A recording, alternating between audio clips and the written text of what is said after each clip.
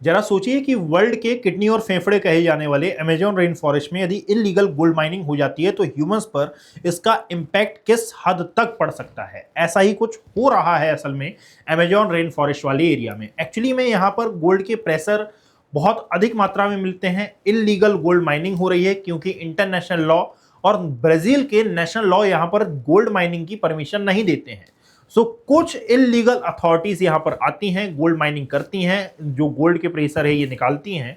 इसका negative impact ये हो रहा है कि बायोडाइवर्सिटी डिग्रेडेट हो रही है, यहाँ पर बायोडाइवर्सिटी को थ्रेट पैदा हो रहा है और जो इकोसिस्टम है ये डिसबैलेंस हो रहा है। और सबसे बड़ी बात कि यहाँ के पानी में मर्क्यूरी का जो परसेंटेज है ये बन रहा है या फिर ये बढ़ रहा है, जिसके कारण कंटेमिनेटेड वाटर की समस्या भी आपको देखने के लिए मिल रही है। क्या है पूरा मामला, इसको एक बार में हम समझना चालू करते हैं। याद रखना, मर्क्यूरी पॉल्यूशन एक्चुअली में is a major pollution of और पॉल्यूशन। ऐसा मैं क्यों बोल रहा हूं, क्योंकि मर्क्यूरी पॉल्यूशन अदर जो पॉल्यूशन है इनको भी कॉज करता है, इनको भी ट्रिगर कर देता है। अभी याद रखिएगा कि ये जो टॉपिक है ये आपके एनवायरमेंट इकोलॉजी में क्लाइमेट चेंज और साथ में जो कंजर्वेशन होता है उसके सिनेरियो में इंपॉर्टेंट है। GS paper 3 preliminary point of view, तमाम प्रकार के अदर सेगमेंट के अकॉर्डिंगली ये जो टॉपिक है ये इंपॉर्टेंट हो जाता है। अमेजन रेन फॉरेस्ट के बारे में यदि हम बात करें तो इसको लंग्स ऑफ द अर्थ इसलिए कहा जाता है बिकॉज कि ये अप्रोक्सीमेटली 5.5 मिलियन किलोमीटर एरिया में ये फैले हुए हैं। लगभग साउथ अमेरिका कॉन्टिनेंट की 9 कंट्रीज में ये लोकेट हैं, जिसमें 60% ऑफ एरिया ब्राजील में आता है। इसके अलावा Peru, Colombia, Venezuela, Ecuador, Bolivia, Guyana और सूरीनाम, साथ में फ्रेंच गुयाना में ये लोकेट है।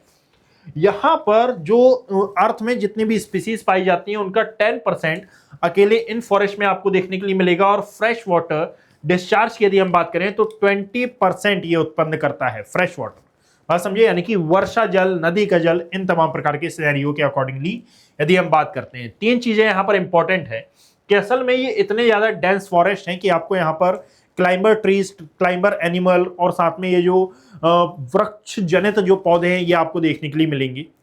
ये तमाम प्रकार के सिनेरियो के कारण असल में ये बहुत सारी जो कार्बन डाइऑक्साइड है इसको एब्जॉर्ब करता है और जो फ्रेश ऑक्सीजन है ये हमको प्रदान करता है। दैट इज वाई वर्ल्ड का किडनी एंड फेफड़ा इनको नाम दिया जाता है।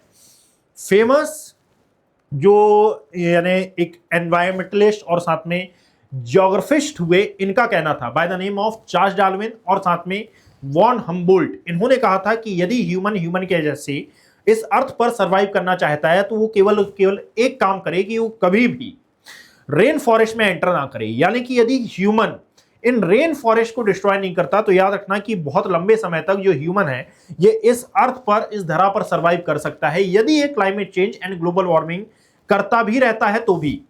इस बात को जरा ध्यान से मेरी बात समझिएगा कि असल में जब आप यहां पर डिफॉरेस्टेशन करते हैं, डिफॉरेस्टेशन की बात क्यों आएगी, क्योंकि यदि इलीगल गोल्ड माइनिंग हो रही है तो गोल्ड तो जमीन में मिलेगा ना, और जमीन में से गोल्ड निकालने के लिए सबसे पहले वहां पर उगे हुए जो वृक्ष हैं इनको कट करना पड़ेगा। सो डिफॉरेस्टेशन यदि किया जाएगा, वृक्षों को काटा जाएगा, तो वृक्षों के साथ 2 प्रकार की घटनाएं हो सकती हैं। या तो इनमें आग लगाई जा सकती है, आग लगाया गया तो भी इनके अंदर मौजूद जो कार्बन है ये एटमॉस्फेयर में रिलीज हो जाएगा। दैट मीन्स कि कार्बन सोर कार्बन सिंक में चेंज होगा। साथ ही साथ यानी कि हर साल अप्रोक्सीमेटली आप देखोगे 2 billion ton of carbon dioxide ये अवशोषित करते हैं और यानी कि ये कार्बन सिंक की भूमिका निभाते हैं। डिफॉरेस्टेशन के कारण ये कार्बन सोर्स में परिवर्तित होते जा रहे हैं। क्लाइमेट रेगुलेटर यानी कि ये फ्लाइंग रिवर्स के जरिए जो कॉन्टिनेंटल रेनफॉल है इसको भी संचालित करते हैं। और यदि मान लीजिए डिफॉरेस्टेशन आपने किया, अवैध यहां पर खनन किया, तो इसका उल्टा हो सकता है और बायोडाइवर्सिटी दैट मींस 3 मिलियन से ज्यादा स्पीसीज और 400 प्लस जो इंडिजीनियस ग्रुप्स हैं आपको यहां पर देखने के लिए मिलेंगे। But due to threat of Amazon rain forest आप देखोगे कि धीरे धीरे ये सब कुछ खत्म होता हुआ या फिर कम होता हुआ देखने के लिए मिल रहा है। यूपीएससी सिलेबस में कहां से इसका लिंक है वो दिया हुआ है प्रिलिमिनरी पॉइंट ऑफ व्यू में। Amazon rain forest, deforestation, indigenous tribes, mercury pollution और बायोडाइवर्सिटी और हॉटस्पॉट के सिनेरियो में इंपॉर्टेंट है। जीएस पेपर 3 में एनवायरमेंटल कंजर्वेशन और साथ में illegal mining, organised crime, climate change, sustainable development इसके सिनेरियो में इंपॉर्टेंट है। एशियन एथिक्स के सिनेरियो में यदि आप देखेंगे डेवलपमेंट वर्सेस एनवायरमेंट, इकोलॉजिकल जो जस्टिस होता है, tribal rights and cultural destructions के बारे में ये इंपॉर्टेंट हो जाता है। अब ये इलीगल गोल्ड माइनिंग एक्चुअली में कैसे काम करता है? सो याद रखना, राइजिंग ग्लोबल गोल्ड प्राइसेस, यानी कि जैसे जैसे हमारे यहाँ ग्लोबली गोल्ड के प्राइसेस बढ़ रहे हैं तो जो गरीब और कमजोर गवर्नेंस है और क्रिमिनल फाइनेंसिंग है, इसको ये प्रेरित कर रहे हैं, जिसके कारण जो बहुत दूर दराज के एरिया में फैले हुए वन है वहां पर ये प्रवेश करते हैं। कौन? ग्रैम्बरीज, और ये जाकर उसको पूरा पूरा डिस्ट्रॉय करते हैं और वहां से यानी कि फॉरेस्ट क्लियर करके जो लैंड एक्सकेवेटेड है ये करते हैं, यानी कि क्रो द्वारा जो पिट्स और ट्रेंचेस हैं ये खोदे जाते हैं। मर्क्यूरी अप्लाइड, यानी कि ओर के साथ मर्क्यूरी को ऑन साइट मिलाया जाता है और यहां से गोल्ड एक्सट्रैक्ट किया जाता है। गोल्ड माइनिंग के लिए मर्क्यूरी का होना is the most essential thing. Getting my point? So Amazon gold के जो ग्लोबल सप्लाई चेन्स है इसमें प्रवेश करने वाले हिस्से का 20% से अधिक इलीगल ओरिजिन का होने का अनुमान है। यानी कि यहां पर बहुत एक्स्ट्रा ऑर्डिनरी तरीके से जो गोल्ड माइनिंग है ये हो रही है। इवन कुछ ऐसे एरिया में परिवर्तित हो गए हैं due to illegal gold mining. यदि इलीगल गोल्ड माइनिंग हो रही है तो इसका परिणाम क्या है कि भाई मैंने बताया कि यदि इस धरा पर ह्यूमन को ह्यूमन के जैसे सरवाइव करना है तो कभी भी बस रेन फॉरेस्ट को हाथ ना लगाए, रेन फॉरेस्ट में ये एंटर ना करे। ये इतना करने पर वो तमाम प्रकार के जो अदर डिस्ट्रप्शंस हैं इनसे ये बच जाएगा। याद रखना, कैस्केडिंग डैमेज की यदि हम बात करें तो ये जो माइनिंग है ये जंगल साफ कर दे, माइनिंग के दौरान जंगल साफ किए जाते हैं, जो टॉप सॉइल है ये हटाई जाती है, रिवर्स में सेडिमेंट जमा करता है और हैबिटेट्स को ये तोड़ देता है। इसके कारण बायोडाइवर्सिटी को यानी कि एक प्रकार से बहुत ज्यादा हानि होती है। बिटवीन 2000 एंड 2024 में अमेजॉन ने लगभग 5 लाख स्क्वायर किलोमीटर से अधिक जो फॉरेस्ट कवर एरिया था ये खो दिया था इन 24 सालों में। यानी कि ये वापस से नहीं पाया जा सकता है। याद रखिएगा, रेनफॉल डिस्क्रिप्शन की यदि हम बात करें, यानी कि कम ट्रीज होते हैं तो कम ट्रांसपिरेशन होता है और रेनफॉल जो रीजनल रेनफॉल है ये भी कम होती है। अमेजॉन टिपिंग पॉइंट की यदि हम बात करते हैं, यानी कि अप्रोक्सीमेटली 20 to 25% ट्री फॉरेस्टेशन पर ये अमेजॉन टिपिंग पॉइंट डिपेंड करता है। अमेजॉन का ये जो अपरिवर्तनीय रूप है इससे जो सवाना इकोसिस्टम है ये भी बदल सकता है। Savanna is a part of जो नियर बाय का एरिया है, किसका? ये अमेजॉन का। इन्हीं को कहा जाता है सेल्वास वन, सवाना वन वगैरह। और इसके कारण वाइल्ड लाइफ डिस्प्लेसमेंट भी आपको देखने के लिए मिलेगा। हैबिटेट फ्रेगमेंटेशन स्पीसीज को एक्सटेंशन की ओर ढकेलता है। मतलब कि जब फूड अवेलेबिलिटी कम होगी, फूड अवेलेबिलिटी कम होने पर क्या होगा कि भाई जो स्पीसीज है इनमें संघर्ष बढ़ेगा, स्पीसीज से एक एरिया से या फिर एक स्थान से दूसरे स्थान की ओर माइग्रेट होगी। सो एंड सो फॉल वाली यहाँ पर चीजें आपको देखने के लिए मिलेंगी। Mercury pollution at silent endemic या फिर एपिडेमिक, ये वाली बात है कि मर्करी जो डम्प्ड होता है या फिर जो एब्जॉर्ब बाय फिश होता है, यानी कि ये ह्यूमन कंज्यूम, ये तमाम प्रकार की चीजों के द्वारा जो टॉक्सिकोलॉजी फैलती है ये भी बहुत ज्यादा हार्मफुल होती है एनवायरनमेंट के लिए। यानी कि जो मेथाइल मर्क्यूरी है the organic form food chain में ये जो बायो एक्यूमुलेट होता है, ये एक्यूमुलेट करता है। नदी की जो मछलियां हैं रोजाना खाने वाला जो इंडिजिनियस कम्युनिटीज हैं को WHO सेफ लिमिट से अप टू 7x डोजेज इससे मिलती हैं। यानी कि जो हानिकारक बैक्टीरिया वायरस हैं ये भी फैलते हैं।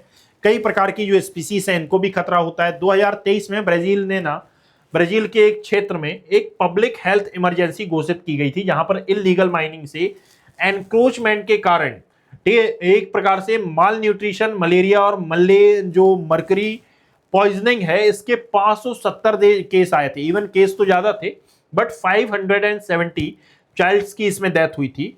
और इसने फिर इसके बाद ना जो आर्म फोर्सेस थी और साथ में जो यहाँ पर रहने वाली जो कम्युनिटीज थी इन्होंने आर्म्ड वायलेंस शुरू कर दिया था। मतलब कि आप जरा सोचो कि 570 लोगों की डेथ हुई। यानी कि अमेजन के अंदर ऐसी कई कम्युनिटीज रहती हैं, ऐसी कई स्पीसीज रहती हैं जिनसे आज भी हम अनभिज्ञ हैं और ये बहुत ही ज्यादा जरूरी है। ये जो अमेजोन है ये इनके लिए बहुत ही ज्यादा जरूरी है। आज भी अमेजोन के आसपास के एरिया पर ये डिपेंडेंट है। दैट मीन्स कि इंडिजिनियस ट्राइब्स ये इससे खतरे में आ सकती हैं। हेल्थ इमरजेंसीज पैदा हो सकती हैं, कल्चरल एलेसियोर यहाँ पर पैदा हो सकता है। जो नेचुरल गार्जियंस हैं ये दैट मीन्स यदि मैं हेल्थ इमरजेंसी की बात करूं सो इंडिजिनियस जोन्स में मलेरिया, माल न्यूट्रिशन और मर्क्यूरी टॉक्सिसिटी ये तेजी से बढ़ रही है। कल्चरल एरेश्योर की यदि हम बात करें तो डिस्प्लेसमेंट से जो एंस और साथ में नॉलेज, लैंग्वेज और लिवलीहुड ये नष्ट हो रहा है। नेचुरल गार्जियंस यानी कि इंडिजीनियस जो मैनेज टेरिटरीज हैं, इसमें ग्लोबली सबसे कम डिफॉरेस्टेशन रेट्स देखी गई हैं, राइट। ऑर्गेनाइज्ड क्राइम एक प्रकार का ये है, यानी कि जो इलीगल माइनिंग है, ये कोई ऐसा नहीं है कि आज एक घटना हुई है और कल ये खत्म हो जाएगी। It is a type of organised crime जो कि हमको सोसाइटी में दिख नहीं रहा है। इलीगल माइनिंग होगी, ऑर्गेनाइज जो सिंडिकेट्स हैं ये आएंगे, इलीगल गोल्ड ट्रेड होगा, ये इसके कारण करप्शन भी बढ़ेगा, वीक बॉर्डर सिक्योरिटी होगी, आर्म गैंग्स यहां पर बनेंगी। क्यों? क्योंकि भाई ये भी तो एक प्रकार के कंपटीशन को जन्म देता है ना। Getting my point? सो याद रखना कि असल में बस ये एनवायरमेंट इकोलॉजी के कंटेक्स्ट में इंपॉर्टेंट नहीं है, अदर कंटेक्स्ट में भी इंपॉर्टेंट हो जाता है। क्लाइमेट क्राइसिस की यदि हम बात करें तो व्हेन द अमेज़न बर्न, यानी कि जब एक समय पर अमेज़न में आग लगी थी, तो ये मुद्दा उठा था कि भाई ये जो आग है ये ज्यादा खतरनाक है या फिर ये जो इलीगल माइनिंग हो रही है ये ज्यादा खतरनाक है। क्लाइमेट चेंज से संबंधित यानी कि जो अमेज़न बर्निंग है इससे संबंधित मैंने एक और वीडियो बनाया था, उसको जाकर आप देखना, यहाँ पर मैंने उसको नोट डाउन कर दिया है। सो इसका सॉल्यूशन क्या है? सो याद रखना कि ब्राजील में जो बार्सोनारो और लूला ये प्रेसिडेंट हैं। बार्सोनारो एक्स प्रेसिडेंट है, 2019 से 2022 तक इनका कार्यकाल था। एनफोर्समेंट बजट में इन्होंने कटौती की थी, डिफॉरेस्टेशन इनके समय में 75% तक बढ़ गया था। फिर लूला दा सिल्वा आते हैं, ये ब्राजील के रिसेंट जो प्रधान राष्ट्रपति हैं ये हैं। इन्होंने ऑपरेशन शील्ड शुरू किया था और इबामा को बाहर किया था। साथ में याद रखो आर्मी तैनात की थी और 2030 तक जो जीरो डिफॉरेस्टेशन है इसका इन्होंने लक्ष्य रखा है। इंडिया पैरेलल की यदि आप बात करेंगे तो एक मेन साइड है, जैसे यदि इंडिया में हम देखें तो अरावली भी इसी सेम सिचुएशन से ग्रसित है। वेस्टर्न घाट और सैंड माइनिंग क्राइसिस हमारे यहाँ मेन टॉपिक्स में काउंट किया जाता है। सो अमेज़न को बचाना, अर्थ को बचाना क्यों कहा जाता है? Because they are very very very very very important carbon sink source of the earth. Getting my point? ऐसे शॉर्ट एंड स्वीट टॉपिक के लिए आप इस चैनल को सब्सक्राइब कर सकते हैं, और यदि आपको ऐसे वीडियोस पसंद आते हैं तो आप अपना जो रिस्पेक्टिव फीडबैक है ये हमें कमेंट सेक्शन में दे सकते हैं। बाकी मिलते हैं ऐसे ही किसी अदर इंफॉर्मेटिव वीडियो के साथ। Thank you, have a great day.